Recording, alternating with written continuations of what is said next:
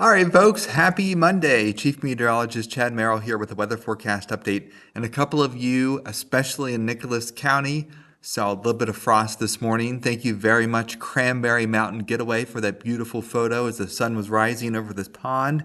We had a little bit of frost on the grass and the steam rising from the pond. And also, Gene from Nicholas County saw a good bit of frost this morning as well.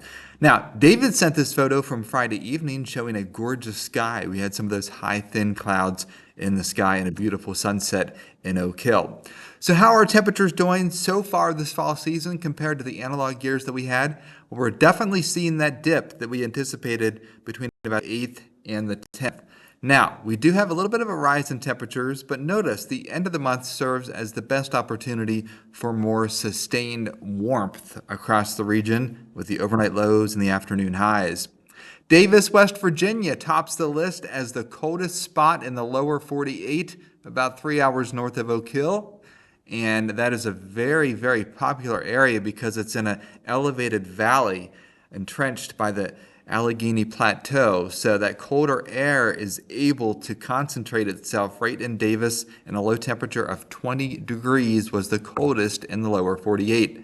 Davis, West Virginia is in the upper 60s, while the rest of us are in the low to mid 70s on this gorgeous afternoon. And the dew points are in the upper 20s to lower 30s, so another touch of frost across the northern Alleghenies of West Virginia. And notice where the dew points are across our region, 27 to 43 degrees. So yes, a couple of you will have a touch of frost tonight, especially in those deeper valleys. No frost advisories have been issued though.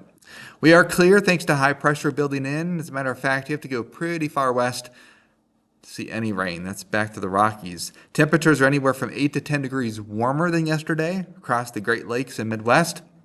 And that's exactly what we are going to see this week, is this warm weather with temperatures in the 80s in the plains start to migrate in our direction, and we are definitely going to jump into that category of the lower 80s. Sunny, clear tonight, down to 40 degrees. That's just an average temperature for you. Deeper valleys, a little touch of frost with middle 30s. Higher elevations, lower 40s. Tomorrow afternoon, 79 degrees, sunshine. Absolutely gorgeous day, but we desperately need the rain, of course. Now, the pressure is falling a little bit simply because it's the diurnal trend in the pressure when you have an extended area of high pressure across the region. And notice, all the way through next week, we are expecting fewer aches and pains due to the weather for our ARH More for Appalachia aches and pains forecast. All eyes are on Francine, as it is a tropical storm expected to be at least a Category 1 hurricane as it makes landfall in the middle of the week in central parts of Louisiana. That moisture, though, is going to be deflected to our west. And the reason for it, the reason we are not going to benefit at all from the rain, is because a developing sprawling ridge in the Great Lakes and Canada is going to allow that storm to track where the weakness is in the ridge, and that weakness is across the Midwest. So instead of making a beeline towards us, that ridge is going to keep it to our west. It acts like a wall or a roadblock, and we have absolutely no rain in the forecast all the way through the end of the week into the weekend.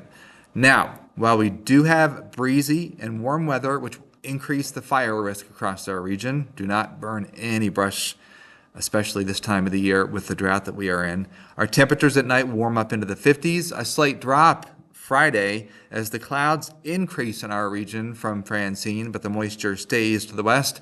Warming trend Saturday, the drought worsens and elevated fire risk Sunday and Monday. So when the drought monitor comes out Thursday, it'll probably have more of the region in a more severe to extreme drought, and then definitely next week when it updates too on Thursday.